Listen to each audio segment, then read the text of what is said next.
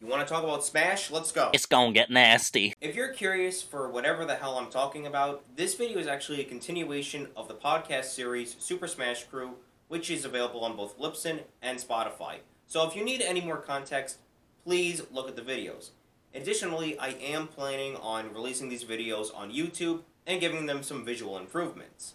Well, with that out of the way, as I promised last year, this is going to be a video discussing all the character decisions that I made for my parody series. But first, a little background. Oh my god! In late 2012, I decided to do 3 parody series off of Nintendo properties. And these Nintendo properties, of course, being the big 3, Mario, Zelda, and Metroid.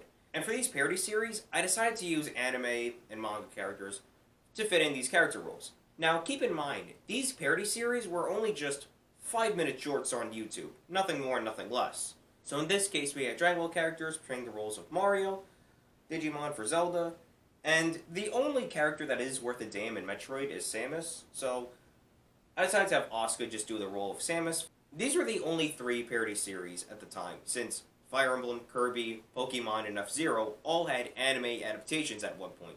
Additionally, Kid Icarus only had an animated short, and Star Fox was in complete limbo, so nobody knew what they were doing. And for a while, it was just these 3, in peace, perfect harmony, and it lasted from the end of 2012 to the beginning of 2014. That's when disaster struck. In February 2014, I didn't want anything to do with Dragon Ball, so because of that, Dragon Ball was out of the picture. That's when I decided, well, shit, I should get somebody else to do the role of Mario. So I began looking. And in between that time period, I decided that maybe I should not only direct these 5-minute YouTube shorts, but also star in it. I mean, how bad can it be? Well, 14-year-old me was wrong, because they sucked. This cast only lasted for 2 weeks, and it was not good at all. So, I went back to anime mangas hunting. So, I looked at all the popular anime manga at the time. Alright, well, what we got? Naruto?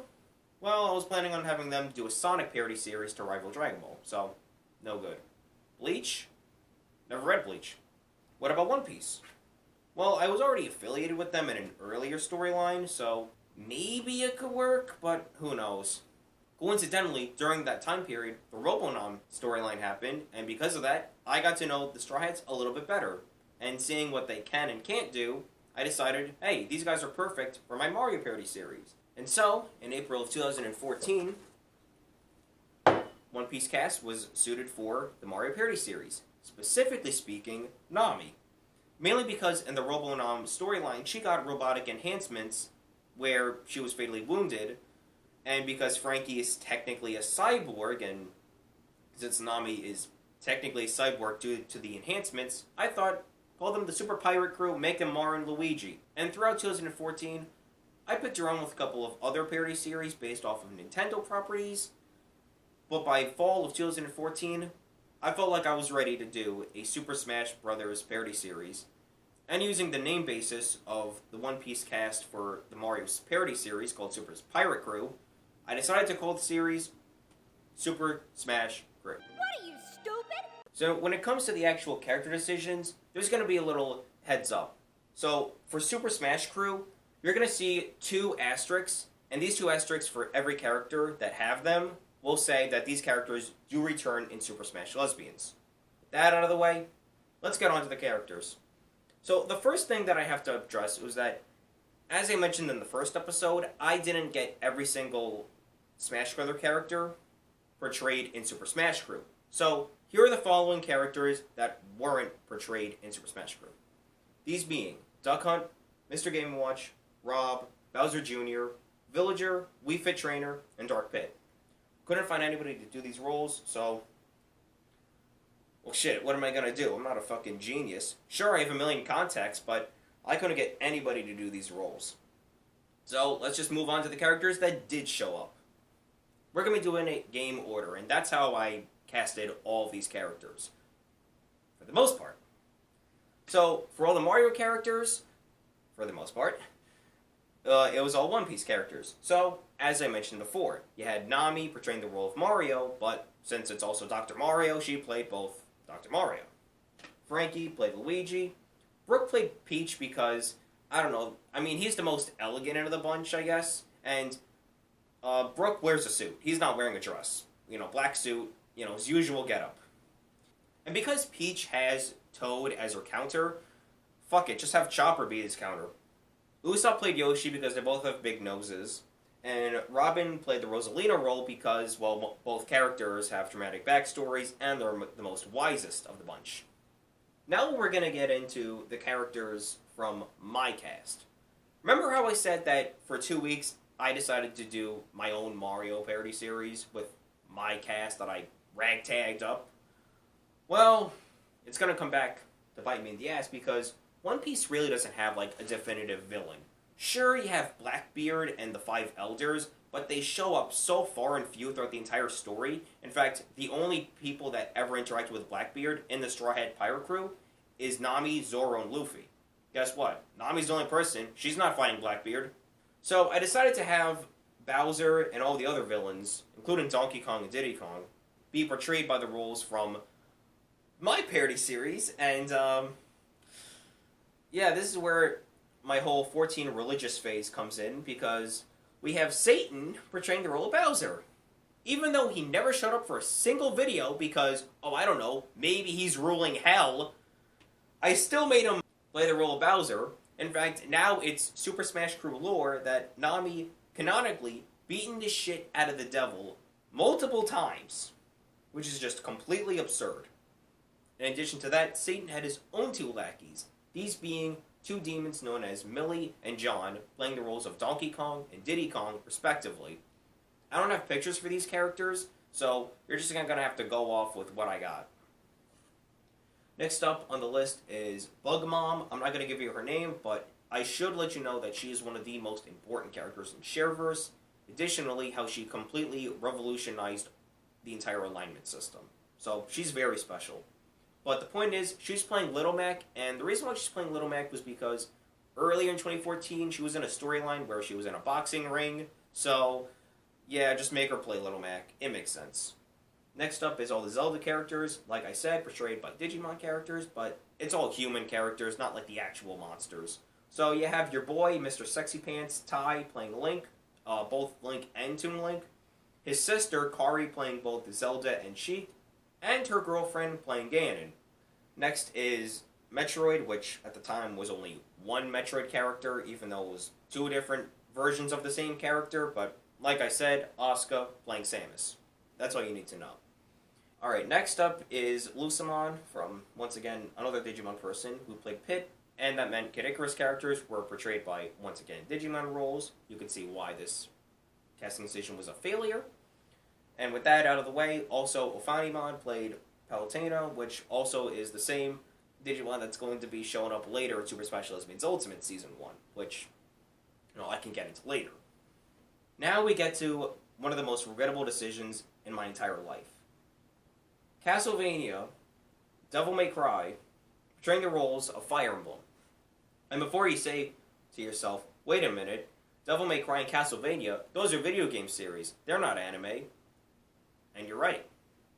Because for some reason, when I was doing research for this video, I found out that the reason why I had Castlevania characters portray the roles of Fire Emblem characters was because I saw this one anime online when I was 14 called Vampire Hunter D, and for some reason, I thought it was Castlevania, even though it has nothing to do with it. So, I don't know why I thought that. And yes, Devil May Cry does have an anime adaptation, so I could kind of get away with that, but it's still a video game. Anyway, with that out of the way, let's just talk about the characters. So first up, Carmilla from Castlevania, portraying the role of Marth. I'm using her Netflix design because if I show you her Judgment design, this video is going to get demonetized. Not that that matters, I'm still cursing like a sailor, but just a fair warning. Simon, once again from Castlevania, portraying the role of Ike. Nero, portraying Robin from Devil May Cry. And Richter, again from Castlevania, portraying the role of Lucina. Also, I find it incredibly coincidental that in 2014, I had Simon and Richter be in Super Smash Crew, and then just 4 years later, they're in Super Smash Bros. Ultimate. Weird. Things just come right back to you when you least expect it. Okay, so For the character Kirby, I used Natsu from Fairy Tail. Here's the catch. I never watched Fairy Tail, so I don't know anything. I picked him because they have pink attributes, and they use fire. And as for the other characters, I look at the name Fairy Tail. And, what's the first thing that comes to my mind? Because I never watched Fairy Tail at all. So, what am I going to do with this? My 14-year-old brain says, how about you have Fairy Tail be, far, far away from Shrek? So, we had Prince Charming be King Dedede, and Puss in Boots be Meta Knight. Yeah, you can tell why these characters did not return in Super Smash Lesbians Ultimate. Because this was stupid. On the topic of less stupidity, we have Outlaw Star characters portraying the roles of Star Fox characters. Get it? Outlaw Star, Star Fox. So we got Jean Starwind playing Fox, and Twilight Suzuka playing Falco. That's all I need to be said with that. Now for Pokemon. Once again, these roles were portrayed by One Piece characters due to personal reasons. Yeah, it's the same personal reasons why I wanted to get rid of Dragon Ball from my life. But I mentioned this in the first episode of the podcast that I had Smoker play Pikachu, even though that role should be for Enol, but he's currently playing Mewtwo. So, shit. And one thing that a lot of people forgot about Smash 4 was that you only had Charizard in Smash, not Squirtle or Ivysaur. So, that role was portrayed by Kuma, or in this case, one of the several Pacifista units used by the world's government for Charizard. Lucci played Lucario, mainly because they're both giant and they beat the shit out of people. Mihawk played Jigglypuff because I'm so fucking stupid. And Law played Greninja because, once again, I'm stupid. Now for Earthbound characters, I decided to go with Avatar. Yes, I know, Avatar is American made, but guess what? I already have Shrek characters in here, so who gives a shit? Ness uses elemental abilities, and Aang, well, he's the Avatar. And I did mention this in the first episode of the podcast that Arthur Reed, from, Arthur, portrayed the role of Captain Falcon because of those videos where he Falcon punches DW.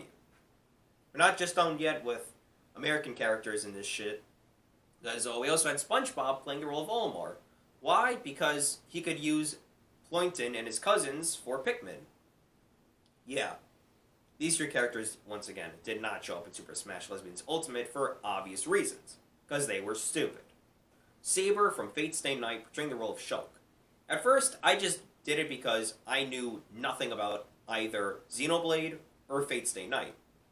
But it kind of worked out in the end, because in Xenoblade 2, you have blades and drivers. Kind of the same thing as masters and servants. So, in the way, that kind of worked. Astro Boy playing Pac-Man kind of makes sense. You have Mr. Video Game and Mr. Anime. Next up, Shoutmon from Digimon playing the role of Mega Man. I decided to do this because, well, he has an ultimate form called Omni Shoutmon, which at the time was Omega Shoutmon, Omega Man, Mega Man. However, it should be noted that Shoutmon's voice actor, Ben Diskin, would later play Mega Man in Mega Man 11. So, once again, things just come right back around when you least expect it. And last but not least, for the original roster, you had Aisha Clan from Outlaw Star, portraying the role of Sonic, mainly because her and Nami had a rivalry, so it was kind of cute to have Aisha play Sonic while Nami played Mario. Now we're going to get into secondary roles, the first secondary character role, where you have one character role being portrayed by multiple characters, and that's fine. So in this case, for Mortal Kombat, we had Jade and Katana, as well as Katana's Revenant clone.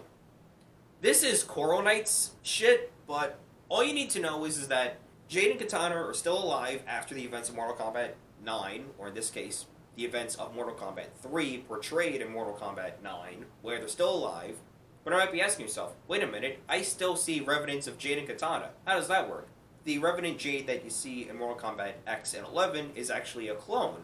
Not Melina, but a fully fledged Revenant clone created by Quan Chi. And this clone was known as Katana X. And as for Jade, well, since Jade is a master of disguise, she just disguises herself as a Revenant so she could leak in some intel and inform the real Katana what the Revenants are planning. And one of these plans was Super Smash Crew, where Katana was going to do a secondary role of Captain Falcon. So that's when Katana and Jade swooped in and tried to kick her butt, also playing the roles of Captain Falcon. Yeah, even when I was 15, I realized that having Arthur Reed playing the role of Captain Falcon was completely stupid, and I wanted to replace him as soon as possible. So for the DLC characters, I already went over Enol playing Mewtwo, so I don't have to go about that again. But I do have to bring up Korra playing the role of Lucas, because that's going to come back shortly later, believe it or not. And that's the end of Super Smash Crew. I didn't even try with the other character roles. I just gave up at that point. So, like Ryu, there's multiple Street Fighter OVAs. Roy and Corrin, I didn't even care at that point. Cloud, there's already Advent Children, and Bayonetta already had her own OVA. So, yeah, I didn't even bother with those. And that's the roster of Super Smash Brothers for Wii U and for 3DS for Super Smash Crew. Looking back, it's kind of strange that we all thought that all these characters was like the cream of the crop. Like, this was the best Smash Brothers game. Nothing could top it. But boy, oh boy, we were wrong. In fact, I was wrong too. I thought that this stupid fucking series was going to end forever. Nope. Just kept coming right back. Have you seen a chef? Please! Next up, Super Smash Lesbians. Side note, I do want to get this video done by Friday, since January 15th is actually the 5-year anniversary of the first event of Super Smash Lesbians. So, now's a good time to get it up. So the first two characters being Bayonetta and Jean. Bayonetta was already going to be in Smash 4 by this point, so, make her just play herself. That works. And as for Jean, originally I was going to just give her a secondary role to her girlfriend, since they both share the same moveset in their games. However, she came up to me herself and said, "Can I play Donkey Kong?" No real reason. She just wanted to play Donkey Kong. I think she just wanted to dress up in a Donkey Kong onesie. That's my reason. But, nobody said no, nobody objected. So, yeah, that's the reason why she played Donkey Kong. I think the reason why is because she also wanted to get the nickname Donkey Jean. Okay, so the first two couples that I do want to bring up. So we have Elsa and Anna playing the roles of Mario and Luigi. Anna playing Mario and Elsa playing Luigi. And before you say, they're sisters, they can't fuck. Has true love ever really lied to us in a Disney movie? Snow White, Sleeping Beauty, Beauty and the Beast, Enchanted? No. So why does Frozen have to be the odd one out? And besides, in Frozen 2, you see both of them snuggling in bed. I think that's more of enough evidence to put them on the list. And yes, I know, Anna is married to Kristoff, but hey, she could still be bi. Speaking of which, the Maleficent and Aurora clones created by Neo Disney. Now, before you say, wait, clones, what does that even mean? This is Disney Finding Evolution shit, but what you really need to know is that these two are not the same from the original 1950s Sleeping Beauty. They're actually clones. Maleficent playing the role of Link, mainly because the Triforce plays a huge factor in Disney Finding Evolution, so, I don't know, it kind of works out. And the Aurora clone playing the role of Kirby, since they're both small, pudgy, and important. So let's move away from disgusting incest to just normal lesbians. So we have Korra and Asami from Legend of Korra, with Korra playing the role of Ness. So she got a major promotion from Lucas to Ness. And Asami playing the role of Samus, because I just couldn't find a good person to play Samus, so Asami, she kind of fit the bill. Next up is the threesome from Kill la Kill, Ryuko, Mako, and Satsuki. And before you say Ryuko and Satsuki are sisters, that's disgusting, may I remind you that Satsuki had a gay bath scene with her mother. Yeah, that's disgusting. Anyway, Ryuko played the role of Fox because they're both aggressive and fast. Mako played Yoshi because they're both adorable. And Satsuki played Marth because they're both good at swords. Also, just a side note, these three characters are actually dead by the time the first Super Smash Lesbians event happened, but once again, that's Coral Knight's talk. Here we go with Steven Goddamn Universe. Now, I want to make one thing clear. I don't know shit about Steven Universe. I saw like 2 episodes and then I dipped. But because there are technically lesbians, and I can say that because they are women, I said fuck it, I'll put them in. It should be noted that this was in 2016, so there was only 7 crystal gems. So, for the first 3 from left to right, we had Garnet, Amethyst, and Pearl, portraying the roles of Charizard, Ivysaur, and Squirrel respectively. Rose and Steven, I'm going to get back to in a minute, but let's talk about the other 3. Lapis playing Mewtwo because they're the most, sage, wise, psychic of the bunch, I guess. Jasper playing the role of Lucario because of the heavy hitters, and Peridot portraying the role of Pikachu because they're both small, aggressive, and downright fucking annoying. Now, getting back to Rose Quartz. Originally, I planned Rose to play the role of Jigglypuff. Only problem, I couldn't find this woman anywhere. Searched heaven and hell, all over the galaxy, this woman was just missing. And I mean, gone. So, whatever. I still put her in the game adaptations, but it always bothered me that I just never could not find where the fuck Rose Quartz was. And then Super Smash Lesbians Ultimate happened a couple of years later, and I got the full story. See, Rose Quartz was actually another crystal gem known as Pink Diamond, and she was living inside of her son, Steven. So, technically speaking, Steven is technically his mother. This is disgusting! And that was the original cast roster for Super Smash Lesbians 1. It was a massive downgrade from Super Smash Group, but in the end, focusing on less characters kind of made the quality a little bit more better. Of course, I have these girls here for a reason, because halfway through the event, they decided to sabotage Super Smash Lesbians event and became members themselves. And may I remind you, all of these women here are straight, including my wife. So, Rosalina, Wii Fit Trainer, Palutena, and Lucina. They showed up and ruined everything, mainly because the final boss, Master Chef, here's the concept image, was piloted by Samus, and because Rosalina really had a huge hate boner for her, she decided to just ruin the event and try to kill her. They really hated each other. They really fucking hated each other. That's like a whole other video. Melee! Now that we're getting into Melee, it should be noted that these two character asterisks are going to be showing up now. This one saying that the character is straight, and this one saying that the character is male. Because even though the rules are you can't be a guy and you have to be a lesbian, the rules are always broken, so we're just going to move on from that. One of the first cosmetic changes in Super Smash Lesbians was Asami getting the Zero Suit for her Samus role, so she gets that and she's happy about it. Now let's get on to the new characters that are introduced. So from Attack on Titan, we got Historia and Ymir.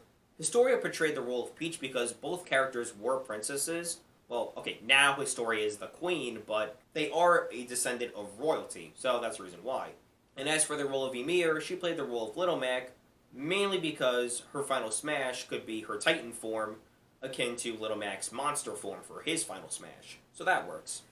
Now for Undertale, like I said, this was 2016. Undertale was big.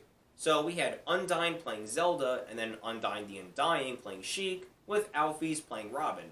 In addition to that, because Alphys also made Mettaton, Mettaton played Chrom, and because Chrom does show up in Robin's final smash, he only showed up for Alphys' final smash.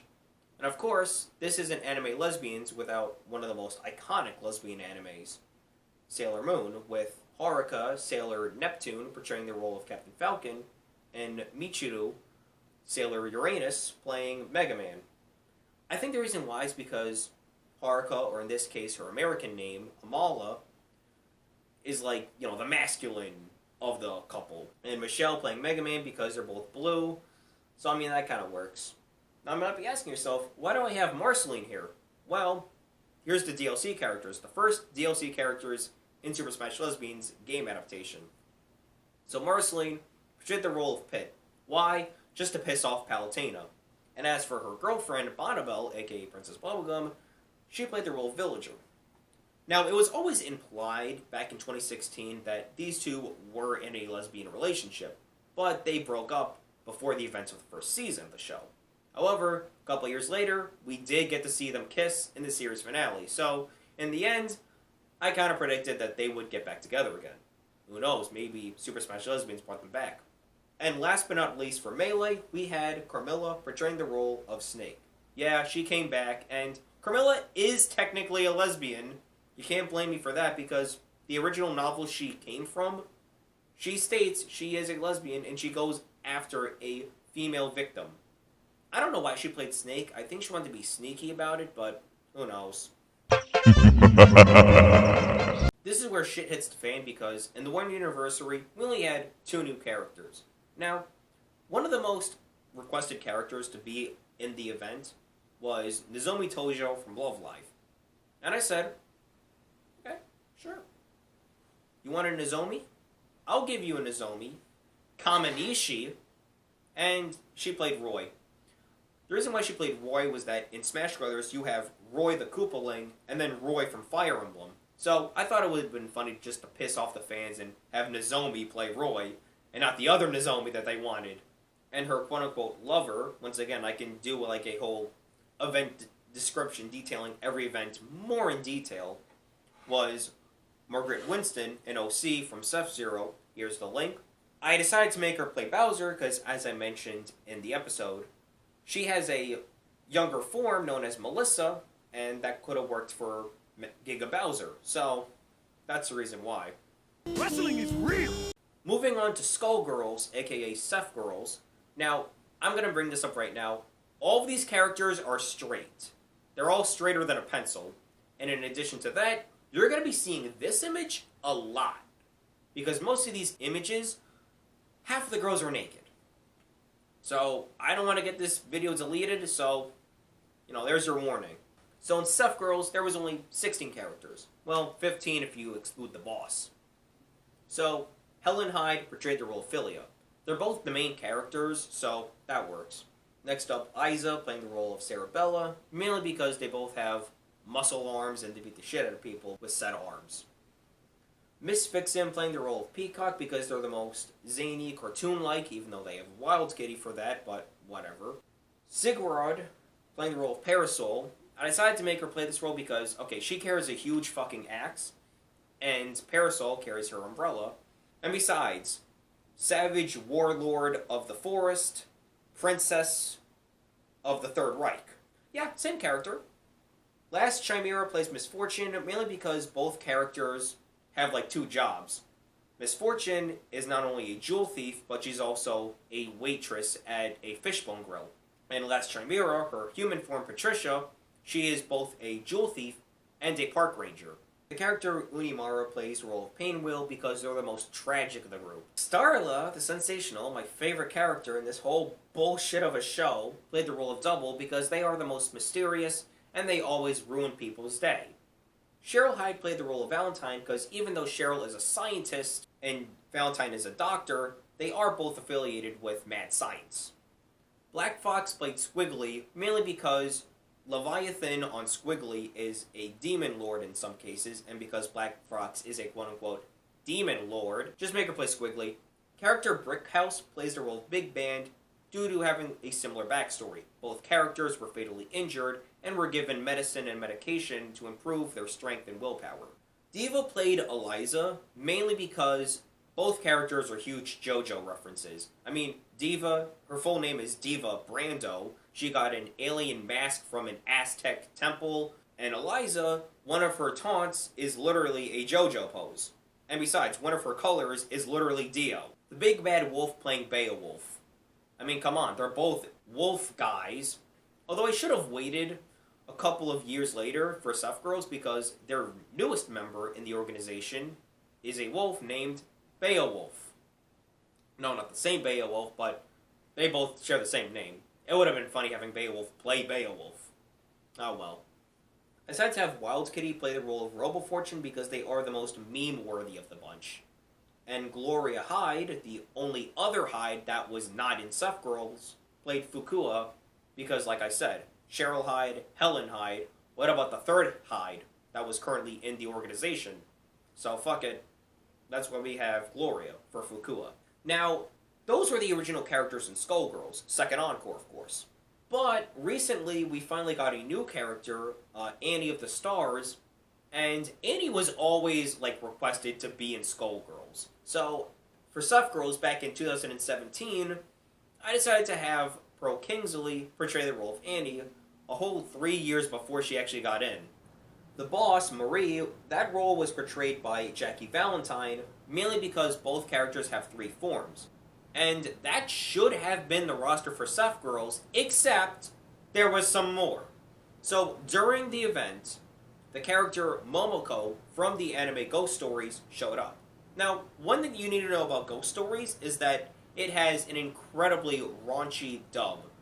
The dub should be the abridged series, but it literally is the English official dub. It's insane. And because of that, Momoko is a hard-right, born-again Christian, always spreading the good name of Jesus Christ. And when she found out that the real double from Skullgirls was infiltrating the set of Sephgirls, she said, "Hell no, demon, I'm gonna banish you back into the depths of hell." So, that's why both characters are in Super Smash Lesbians and Sephgirls. That's no good. Now, when it comes to the crossover, Super Smash Lesbians meets Sephgirls, there were more cosmetic changes. First off, we added in variations of 5 of the characters in Skullgirls because they have different voices if you press certain buttons. So, Sigrun, Unimara, Vixen, Brickhouse, and Starla all got new different variations for their respective character roles.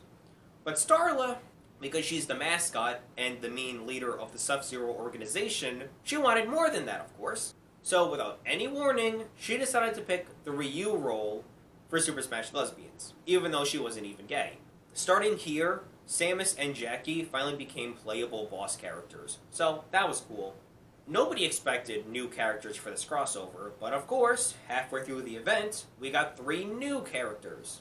So, remember how I said that I didn't want Nozomi Tojo to be in Super Smash Lesbians? Well, guess what? People did. And that's why she played Ganon, and her girlfriend, Eli, went to go play Shulk. I don't have a Shulk amiibo because I forgot to get one. And guess who brought them here? Aisha Clan Clan. Even though Nami was not even playing the Mario role anymore, she still wanted to be in Super Smash Lesbians. So she replaced her role as Sonic. One thing that should be noted was that in between the crossover and the series was that there was another storyline going on, and Double recently found out that she had a xenomorph inside of her.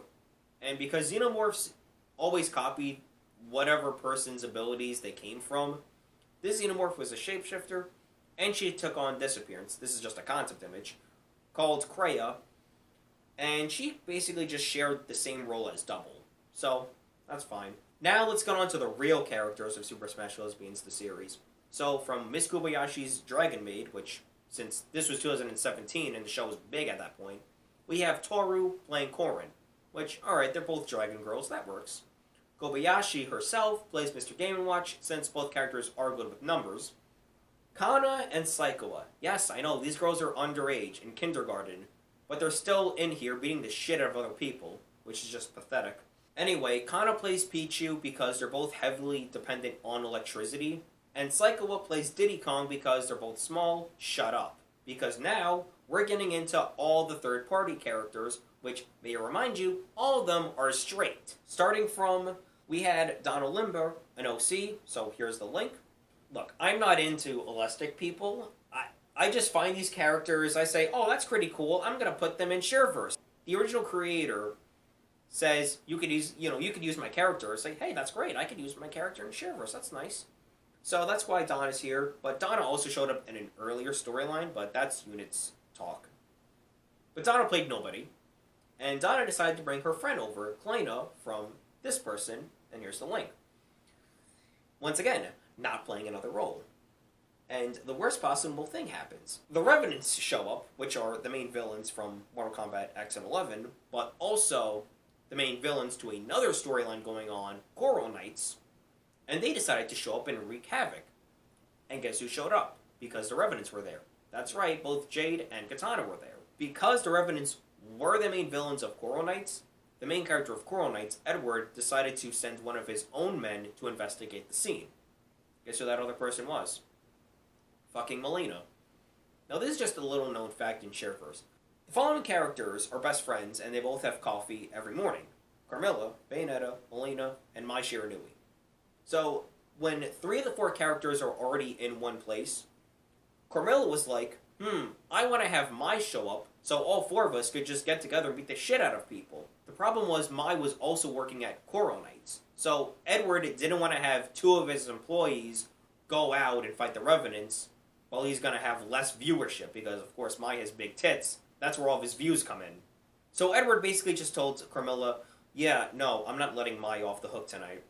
Now this is just a little known Shareverse fact. Carmilla is the head manager of the entertainment industry in the Viacom alignment. So she has contacts to all characters from Universal, Paramount, Viacom, DreamWorks, Nickelodeon, The Works.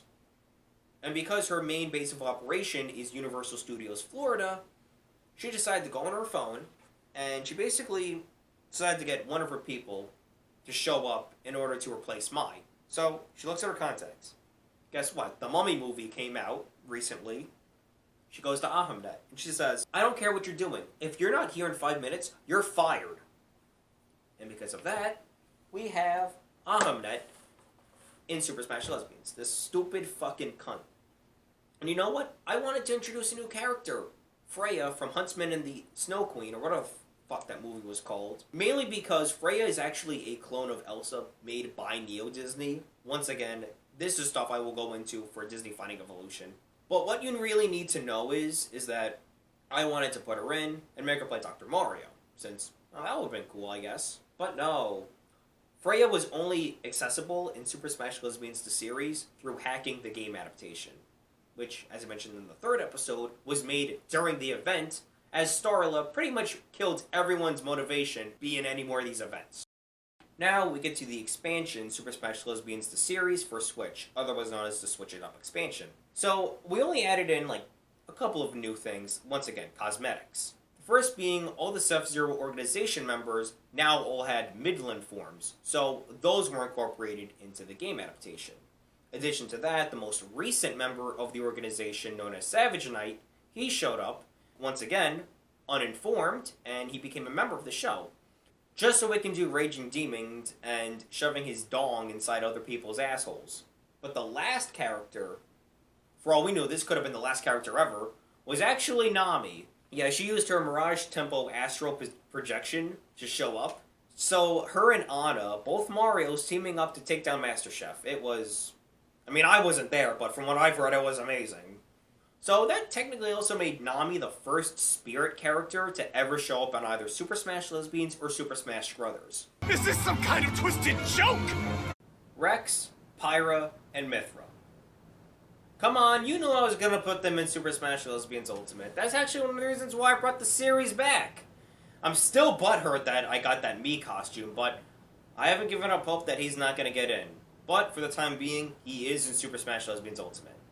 Speaking of which, let's go over some of the cosmetic changes for some of the characters. First one up is that finally, oh finally, Freya finally got to portray the role of Dr. Mario without any cheats. In addition to that, we have some characters that I planned back in Super Smash Crew that are finally in Super Smash Lesbians Ultimate.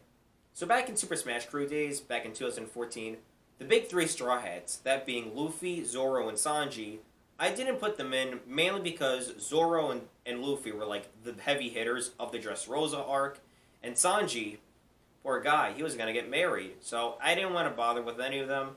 That's why I gave them the roles that would never be in Smash Brothers at the time.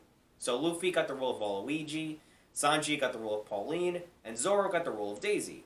Daisy did eventually become a character in Super Smash Bros. Ultimate, but at that point, all the Straw Hats were pretty much had enough free time, all of them. So, at least Zoro, I didn't have to piss him off, because he's always pissed off.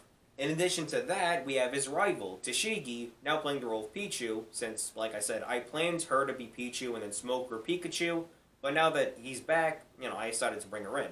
Here comes the bad part of my irony, because we have Jinbei and Doflamingo, two of the other warlords of the sea, portraying the roles of Squirtle and Ivysaur respectively, for the secondary role of Pokemon Trainer, alongside one of the Pacifica units for Charizard.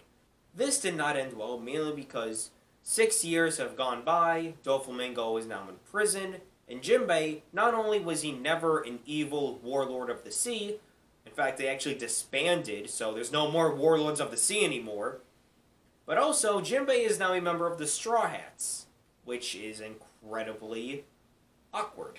As I mentioned before, Steven / Pink Diamond, aka himself, which is also his mother, which is also his mother's alter ego, finally got to play Jigglypuff. And not only that, we also have Connie playing the role of Pokemon Trainer, since Garnet, Amethyst, and Pearl never really had a trainer, so Connie fit the bill just fine. Although that does bring up the question, if Steven and Connie fused into Stefani, what does that make them? Jigglypuff? Pokemon Trainer? Both? As for Starla, like I said in the 4th episode, I promoted her to be the commentator slash co-host, since I definitely need somebody to handle all this shit besides just me. And finally, Mettaton became an official member of the show when Crumb became a fully playable character in Super Smash Bros. Ultimate. Now, let's just get rid of all of the third-party characters that were in the previous installments that didn't have roles, but now they do. So, Ahmed, she's now playing Meta Knight, mainly because both characters suck at what they do. That's easy. Donna plays Greninja, mainly because one image of her has her in a ninja getup, and she is wearing Greninja's tongue scarf. Klena plays King K. Rool, mainly because Klena loves to morph her body into giant animals, so a fat crocodile, that works for her. And the reformed Revenants. I'm not getting new pictures because that's just more work. So now that Mortal Kombat 11 passed, and all the Revenants are now good, except for Sindel, but that was retconned, what am I going to do with them? Well, if you exclude the 3 female ninjas, Melina, Katana, and Jade, that's 7. And there's 7 Koopalings. So that works. Make them all Koopalings. I'll actually, list them all. Say, okay, this character's this Koopaling, and then this character's that Koopaling. So remember how I said that Shearverse has 6 alignments of media? I decided to do that with Super Smash Lesbians. Since Smash Bros. And Nintendo is subchoral, I decided to have the other alignments portray their versions of Mario into saying, this is what Nintendo did for me. So, we already have Anna and Nami already playing the secondary roles for Mario. So, okay, so it's Disney and Warner alignments out of the way. Asuka, not only is she playing Samus again, but now she's playing Mario for the Great War alignment. Mainly because Evangelion 64 uses the same sound font as Mario 64. But she didn't like that one bit, and she also got the role for Wario. And lastly, we have a whole bunch of people from Miraculous Ladybug, because I was recently watching that in 2019, for personal reasons. So from the top, we got secondary roles. Adrian, he's playing Peach. In a black suit, of course. Nino 2, who's also playing Daisy. Ivan, he's playing Donkey Kong. His girlfriend Malin is not in it, so who gives a shit? Lower left hand, we got Alex. She's playing Yoshi. And then we got your girl in the center, Marnette. She's the Viacom alignment for Mario. And for her friend Alia, who's in between Alex and Marnette, secondary role for Luigi, for the Viacom alignment. On the right of them, dark-haired girl Julika, she's playing Rosalina, and her girlfriend on the bottom, Rose, playing Luma. But because Marnette is always going around Paris, saving the day, sometimes she doesn't show up. So, because she's also in Coral Knights, and Katana's also in Coral Knights as well, she said I could do Marnette's understudy while also being the Coral Alignment's representation for Mario. So, she doesn't have to play Mario, but in addition to that, I also gave her the role of Bowser Jr., since they are both princesses of their respective royalties. However, Katana said, I'm looking at this guy Bowser Jr., and I noticed that he's in a clown car, so Katana dresses up as a clown. You can't make this shit up. You really cannot. And as for the Luigis, like I said, we already had Frankie and Elsa for the Warner and Disney alignments respectively. What about the others? Well, we already had Alia playing the Viacom alignment. Katana had her boyfriend or husband or whatever they are now, Liu Kang, do the Coral alignment for Luigi. And Asuka pretty much beat the shit out of Shinji in order to do the role of Luigi for the Great War alignment. In addition to that, Shinji also plays the role of Lucas, mainly because both characters had dramatic backstories, their mothers died at a young age, 2 people that they loved when they were young died in their arms, and of course, they both witnessed the apocalypse. So, that's perfect casting. Now for these 2 characters, Sunny and Yan. Both of them come from the anthology Netflix show Love, Death, and Robots, and both of them kind of have similar motivations. Both lost something really important to their lives. For Sunny, it was the will to live, and for Yan, she lost her human body, or in this case her organic body, and was replaced with a fembot body. They both want revenge on the people that did this to them. So Sunny basically enters monster tournaments and beats the shit out of all the people that wronged her. And for Yan, she has a cyborg cooling gene body, and she uses that to get revenge on the British people that made her into a fembot, and also ruins the land of China, which, you know, if you were a colonizer, then you would be pissed. Anyway, as for these character roles, I decided to have Sunny be portraying the role of Ridley because they are both giant lizard monsters, and Yan, even though she is a Hooling Gene, which is a fox, well, Ryuko's already playing the role of Fox, so Yan, you're playing Falco. I don't want to hear it. In addition to that, we also have Azula portraying the role of Dark Samus. Okay, you have Asami, who's a good firebender, and then you have Azula, who's a bad firebender. Okay, that's fine. You're Samus, you're Dark Samus. It's not a port! It's Ice Climbers! Okay, so next up, Hero and Zero Two from Darling in the Franxx. They're playing the roles of ice climbers. It kind of makes sense since both characters, their main primary colors are both pink and blue. Not to mention, one of the best episodes of the show is when they're in the snow, the flashback episode. Next up is people from Overwatch. So we got Lena, aka Tracer, and her girlfriend Emily. Lena plays the role of Dark Pit, and Emily plays the role of Isabel. Now, before you say anything, I know that we have an Adventure Time and an Overwatch character playing the roles of Kid Icarus characters, and then their respective lovers portraying the roles of the two characters from Animal Crossing. This was not intentional. I did not plan on having these two characters do these two roles. The only reason why I made Emily Isabel is that she's the most normal Astro Soul of the bunch, and Isabel is the most normal person in Smash. And for Lena, I didn't have anybody that was like fast. Sure, I had Sonic, but Aisha was playing that role, so that's why I made her Dark Pit. Next up is Jennifer Walters, aka She-Hulk. This is just a little known fact. Jennifer is one of the most strongest Astro Souls in all of Shareverse. But that is another topic that I'll have to discuss about in another day. The reason why she's playing Ike is that, okay, normal human Jennifer, she could play Path of Radiance Ike. And then her She-Hulk form, she could play Radiant Dawn Ike. And because I have Shinji and Asuka, where's Rei? You know, Shinji's wife. Well, Rei, she's playing Olimar. And as for her Pikmin, since Rei is actually the mother of all Digimon in Shareverse, have the 6 final boss Digimon from the first 6 seasons of the show be her Pikmin. Now, a lot of people always forget that Alf is the other representative from Pikmin for Smash Brothers. And a lot of people forget that Alf is a character. So, for Alf, he is played by Karu since, well, he's just like Rei. Both characters in Shareverse were computer data that were eventually materialized into the real world, and they both control Digimon. Next up is Kara from Detroit Become Human. She's playing Rob. Yeah, I know, an android playing a robot. That's kind of racist, isn't it? I mean, it kind of works. And besides, I definitely need somebody from Canada to be represented in Super Smash Lesbians, because I have 0 Canadians on this show, so Kara fits the bill.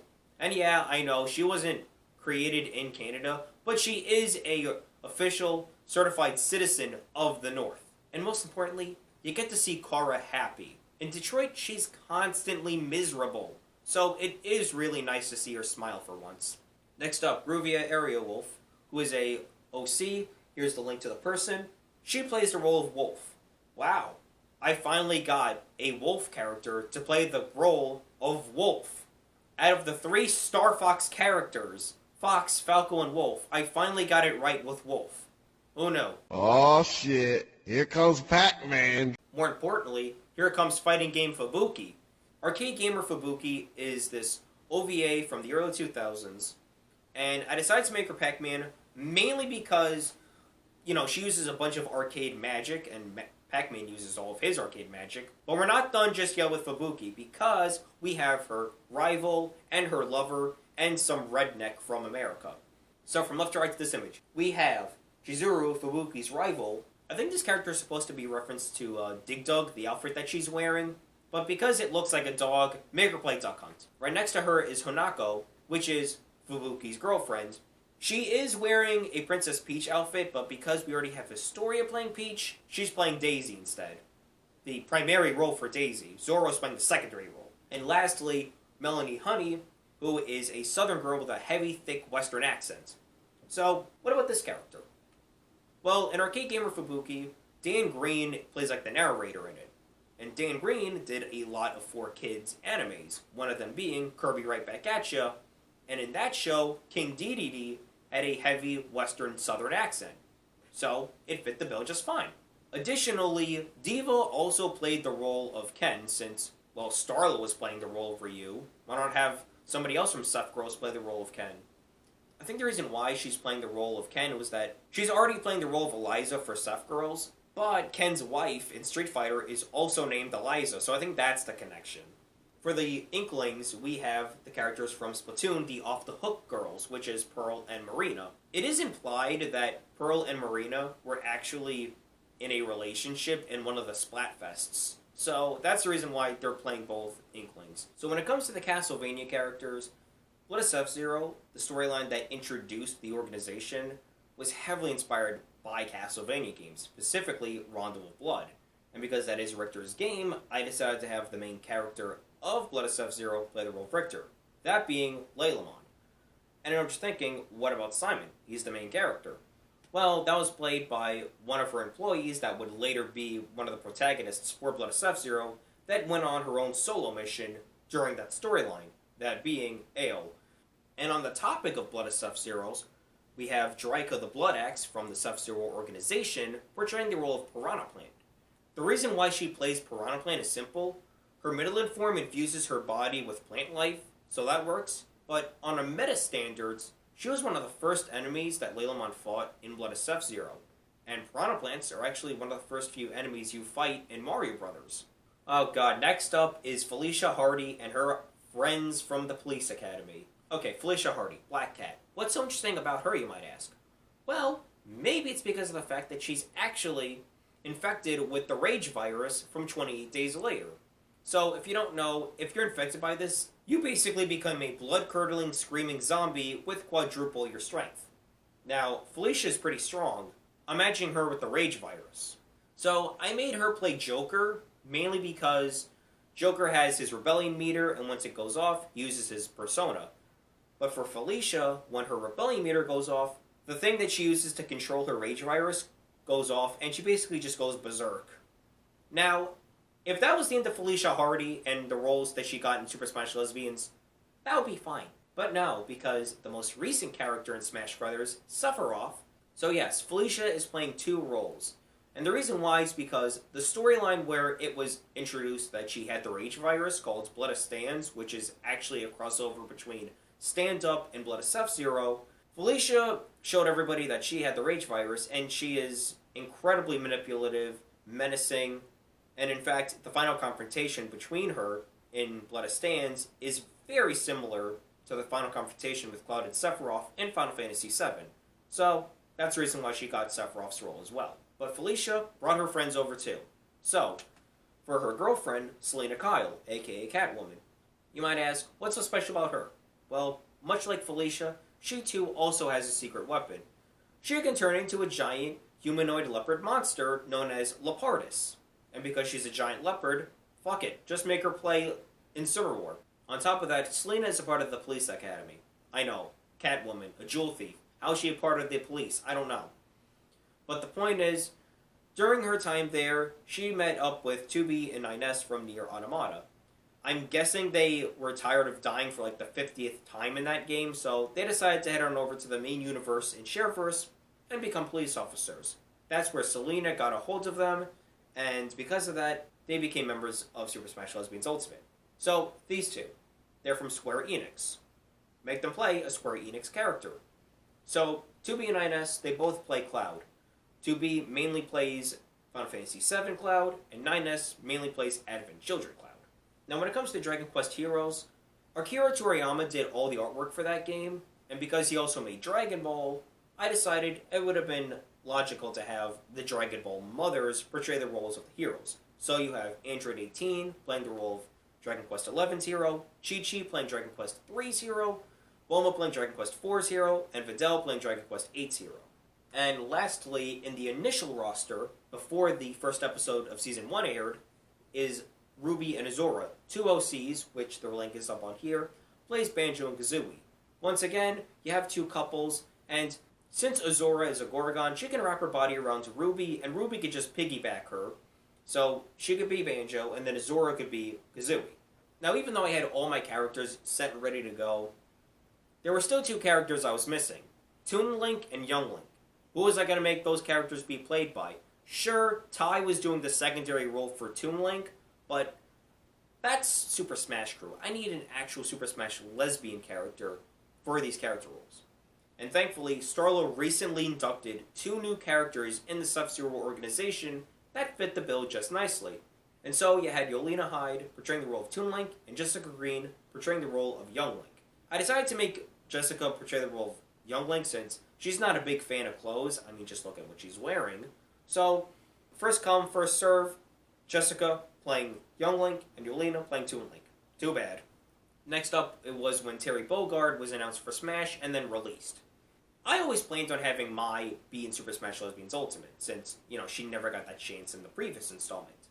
So when Terry got announced, instead of having somebody portray the Terry role, I had Mai just replace him altogether. Even though Nami still wanted to do a secondary role for Terry, I allowed it for her. But it got even better, because, as we all know, in Mr. Sakurai Presents Terry Bogard, he stated that Mai did not show up for anything King of Fighters related for Smash because Smash is for good little boys and good little girls. And because Mai's a bad girl, she wasn't allowed to be in Smash Bros. Ultimate. Not even as a background character or a spirit. And with that knowledge, it would have been like a great marketing ploy, saying, hey, we have Mai in Smash Lesbians Ultimate, while they don't in Smash Bros. Ultimate, watch our show. And last but not least, for Season 1, we had Byleth Eisner. Now, like I said, no guys allowed for DLC characters, but since the rules were already broken at this point, who gives a shit? Byleth can turn into a girl due to having his body be infused with Sothis, the god, so Byleth just played himself. But in addition to that, I also brought his wife in along, Rhea, which at the day I'm recording this is actually her birthday, so that's nice. So Rhea got in Super Smash Lesbians Ultimate and was the secondary role for Corrin. One of the most requested characters in Super Smash Lesbians was Corrin, because even though he can turn into a girl, why not put him in? Like I said, even if you were born a guy and turned into a girl, you're still born a guy. But now that that rule was broken, fuck it, bring Corrin along, make him play himself, both genders, of course. But Corrin was also in a relationship with Cynthia, the character from Pokemon, not Sumia's daughter. So I decided to give Cynthia a more unique Pokemon trainer role. So instead of having Ivysaur, Squirtle, and Charizard, instead, Cynthia gets her 3 main Pokemon, Milotic, Roserade, and Garchomp. Of course you can't have Cynthia without Garchomp, that's just impossible. Now, moving on to Season 2. Hold on guys, let me just check something on my phone. Gotcha! It's Crania, bitch! Yes, that's right. The first character in Season 2 of Super Smash Lesbians Ultimate was actually Crania. Even though she was in the realm of darkness, it's a long story, and it does relate to Super Smash Lesbians Ultimate Season 1's finale, which I will go into detail when we do a season discussion. But what you really need to know is that Crania's here, she's doing a secondary role of Byleth, even though it should piss him off since, she killed his dad, but whatever. Apparently, people liked Crania so much, even though she showed up on, the first episode of Season 2 in, the last 5 minutes, that a new group started to show up within Nintendo's groupies, if you will. This is known as the Anti-Smash 4 group, which, as the name suggests, is a opposite of Smash 4, the group, not the name of the game. These include Urbosa, Twintel, and Salazzle, with Crania being their 4th and complete member of the group. Now, their headquarters is located underneath Nintendo Worlds in Manhattan, and it's an exclusive to Astro Souls underground bar, exclusive to Nintendo Astro Souls, by the way. So yeah, they really needed a 4th member in order to complete their group as well as their job, and Crania somehow fit the bill. I don't know how.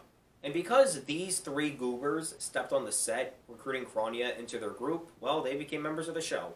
In addition, this was when COVID lockdown started to begin in 2020, so the final new character that I added in was not a member of the show, but somebody helping in production-wise. I decided to hire Zero as a referee for the show, as well as a commentator alongside Starla, since, hey, we could have a threesome, me, Zero, and Starla. And if you're wondering why I still have Mortal Kombat 11 up here, well, it's actually because during Season 2, Mortal Kombat 11 Aftermath came out, and one of the features they had was a friendship mode, which Katana's friendship was Melina and her playing patty cake.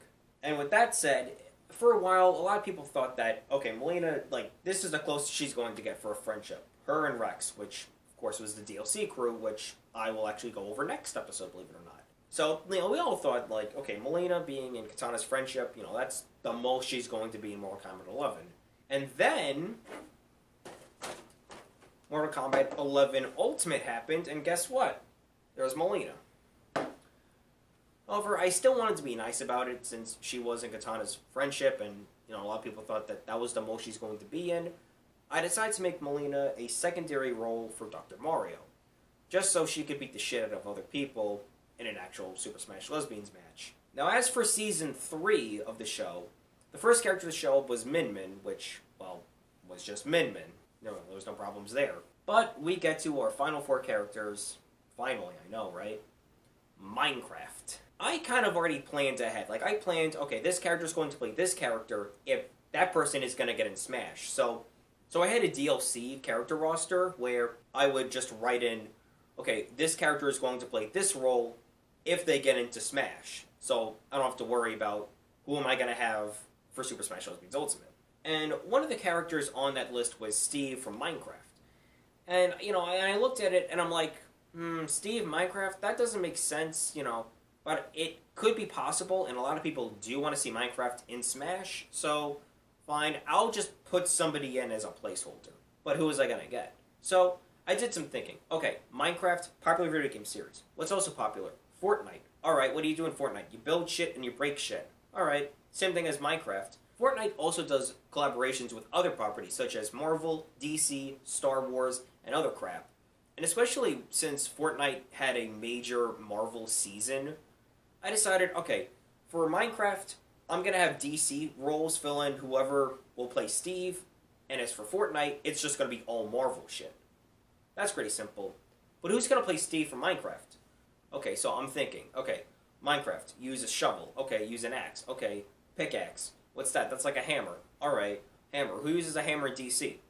Harley Quinn. And not only that, it also helped since in the newest Harley Quinn animated show on DC Universe, she's in a lesbian relationship with Poison Ivy. So I thought, hey, that's perfect. I could have the role of Steve be portrayed by Harley, and then Ivy could do a secondary role for Piranha Plant. However, things couldn't get any easy. Of course not. Because in Steve's trailer, not only did we get Steve, we also got Alex, a zombie, and an Enderman. So now I had to think, okay, who am I going to get to play these roles now? I decided that I could still have Poison Ivy do the roles for both Piranha Plant and Alex, since that really doesn't affect anything. So, okay, Alex is done. What about the other two? Okay, so I looked at Zombie. Okay, Zombie, he's green, he's undead. I don't know, Enchantress maybe, since they're both green and undead. And lastly, Enderman. Okay, Enderman. Magic, teleports around, ruins people's day. Raven from Teen fucking Titans. Yeah, I know Raven's a good guy, but in Shareverse, she's the antagonist in some storylines, which, I can probably get into one day. So at the end of the day, we got Harley, Ivy, Enchantress, Raven. Selena was already in the game as Leopardus, so I didn't need to worry about her. And I called them, much like the Dragon Ball moms, the Injustice bitches, since all 4 characters were in Injustice at one point. And, of course, with Season 4, Sephiroth, that role is portrayed by Felicia. And that, my friends, is every single character decision from Super Smash Crew to Super Smash Lesbians Ultimate Season 4. Jesus Christ, that took way too long. You may have noticed that the camera is not in the same position as it was at the beginning of the video. That's because the battery went dead, and what's even worse than that, I ran out of storage for my first flash card. So, yeah, I got a whole lot of learning to do with this fucking camera. This is my first video with a camera after all, so I gotta get used to it and shit. I don't know when I'm gonna release the next episode of the podcast, probably next week, but I have to see what's up with the Libsyn subscription that I have currently. So, if you want to follow me with all updates and shit, of course you have YouTube, which, you can freely subscribe if you want to. You also have other platforms. So, Twitter, you have my @AJ Smashing, DeviantArt if you want to see my drawings. Again, AJ Smashing, iFunny, AJ Smashing, and more importantly, my website, Benfanti Smashing. I know, I got a lot of smashings. But, that, my friends, that's it. Hopefully, I will try to transfer all of the other episodes, including the new episode of the podcast, onto YouTube. And with that, I'm AJ, and I'll see you guys next time.